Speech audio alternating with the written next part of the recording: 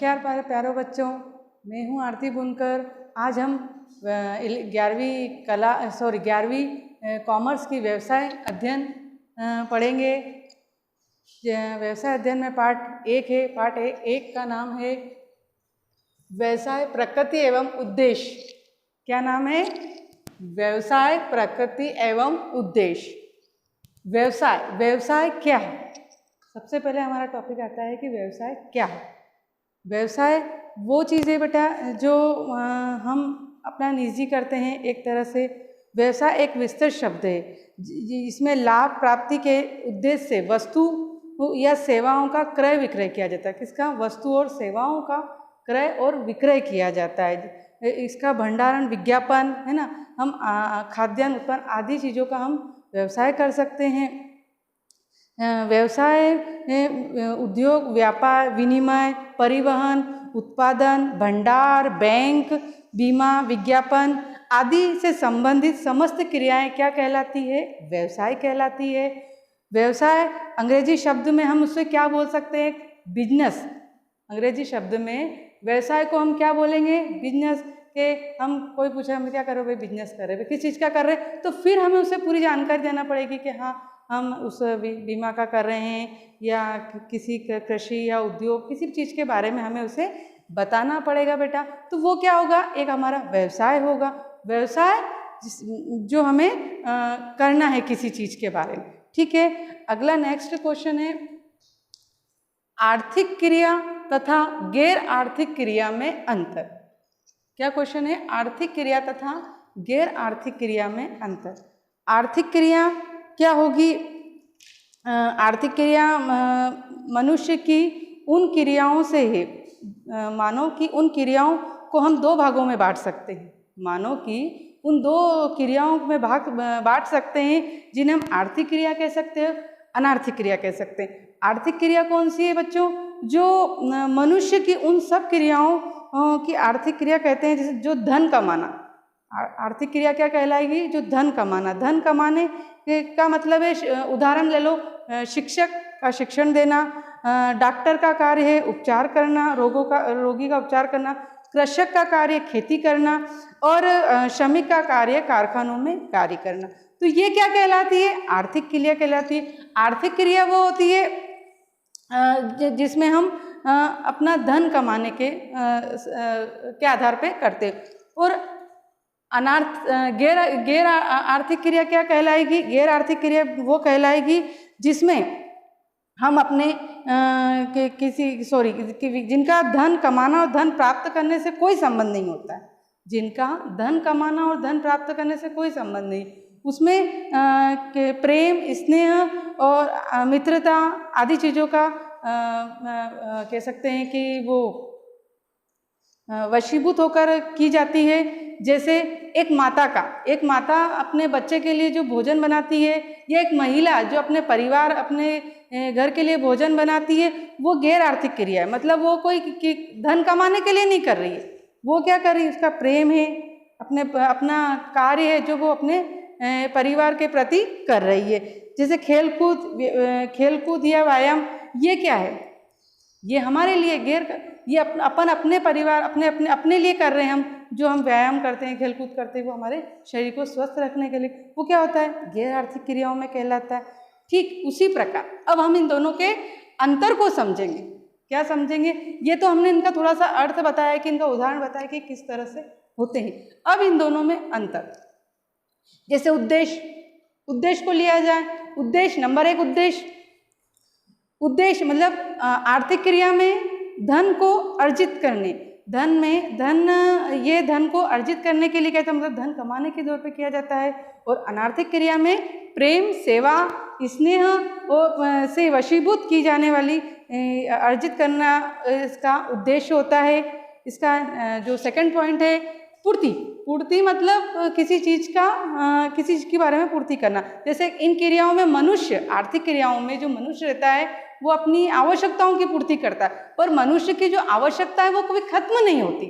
अगर वो एक चीज़ को खरीदता है तो उसको दूसरे दिन फिर वो दूसरी आवश्यकता होती है ना, कि आज हमने टीवी ले ली तो फ्रिज लेंगे तो फिर गाड़ी लेंगे। मतलब ये क्या है? उसकी आवश्यकता बढ़ रही है ना। वो उसको धन कमाने में, जिस धन कमाता है तो उस हर चीज़ की आवश्यकताएं पड़ती, उसे चीज़ें ये ले लें, वो ले लें, ये कर लें, ये क्या अपनी एक आवश्यकता को करना है। इसी प्रकार हम गैर आर्थिक क्रियाओं में लें, इसमें मनुष्य की इच्छाएं और भावना से प्रेरित होती है। मनुष्य की अगर इच्छा होती है तो वो कार्य करता है, वरना नहीं करता है। इसी प्रकार प्रेरणा स्रोत ये क्रिया आवश्यक से प्रेरित होती है। अगर हमें किसी चीज़ की आवश्यकता है तो वो कार्य हो रहा है, वरना नहीं हो रहा है। और इच्छाओं से मतलब कि हमारी इच्छा को प्रेरित करता है, हमारी गैर आर्थिक क्रियाओं से अपनी इच्छा प्रेरित होती है। संबंध, इन क्रियाओं का संबंध सामाजिक भी होता है, सामाजिक एवं वास्तविक मनुष्य, जो मनुष्य के आर्थिक कार्य को करता है। जैसे मनुष्य का अगर सामाजिक और वास्तविक कार्य भी बहुत अच्छा होना चाहिए, जिसके कारण वो आर्थिक क्रियाएं कर सकता है। इसमें क्या होता है, इस क्रियाओं में का सभी मनुष्य सभी कार्य को करता है, वो अपनी इच्छाओं से कर सकता है। ठीक है, इसमें एक पॉइंट और रह गया नेक्स्ट, जो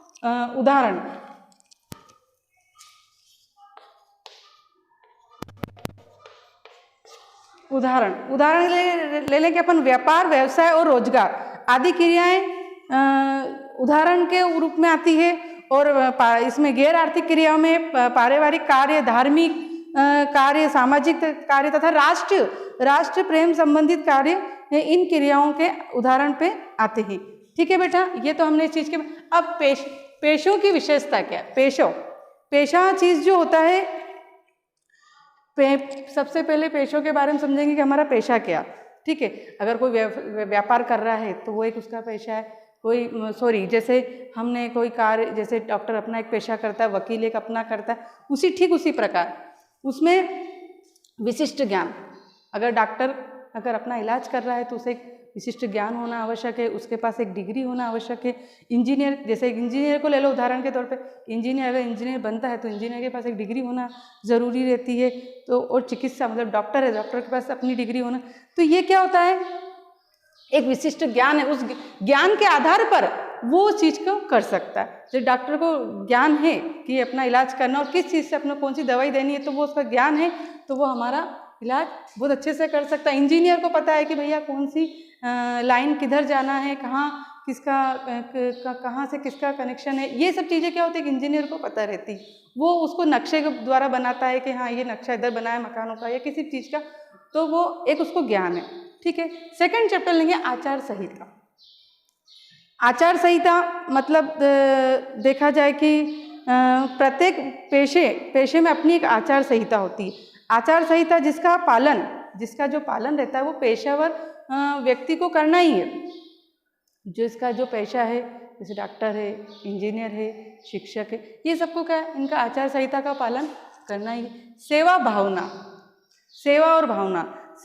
का मतलब है कि देखा जाए कि आर्थिक लाभ के साथ साथ पेशे में सेवा भावना भी होना निहित है। मतलब जो पेशे में सेवा भावना निहित होना बहुत ज़रूरी है, वरना कभी कभी क्या निःशुल्क कार्य भी करना पड़ता है। कभी कभी कोई गरीब आ जाए तो डॉक्टर को उसका इलाज भी करना पड़ता है। ऐसा नहीं कि नहीं पैसा है तो भैया उसको भगा दे, ऐसा भी नहीं कर सकते हम। तो क्या डॉक्टर द्वारा रोगी का निःशुल्क इलाज भी करना पड़ता है। धार्मिक सेवा, सामाजिक कार्य, व राष्ट्रहित, व गायक, संगीत, ये आदि चीज़ों का क्या होता है, सेवा भावना, जो हमें निःशुल्क करना है। इसमें हमें अपनी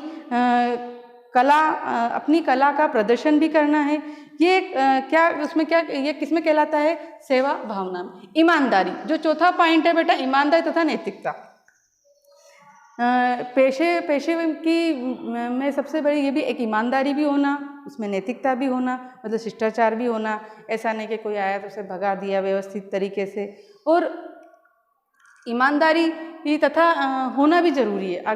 अगर हम पेशेवर व्यक्ति अपना कार्य ईमानदारी, सच्चाई और निष्ठा से करते हैं, जिसके फलस्वरूप उनको लोकप्रिय वृद्धि मिलती, मतलब उनको वो लोकप्रिय भी होते हैं। मतलब ऐसा नहीं कि अगर अपन एक बार अपने पास कोई आया और अपन ईमानदारी अपने पास है तो अपन उसका अच्छे से इलाज, और दूसरी बार अपने से आया और किसी ने अपने एक का दुगनी चीज़ उससे पैसे में वसूली तो वो सामने वाला कहे कि नहीं ये ईमानदार नहीं है।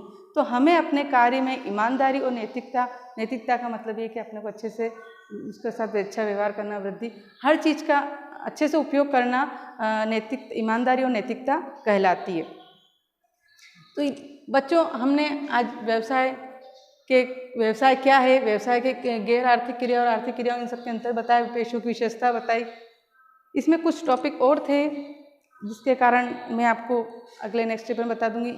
इसका फर्स्ट लेसन का PDF आप बच्चों को आपको सेंड कर दिया है, आप फेयर कॉपी में व्यवस्थित तरीके से लिख लेना।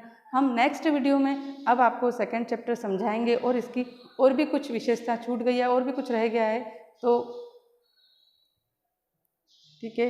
और ये इसी आधार पे व्यवसाय के सारे चैप्टर हैं कि आपको कैसे क्या करना है, ये पैसा और रोजगार।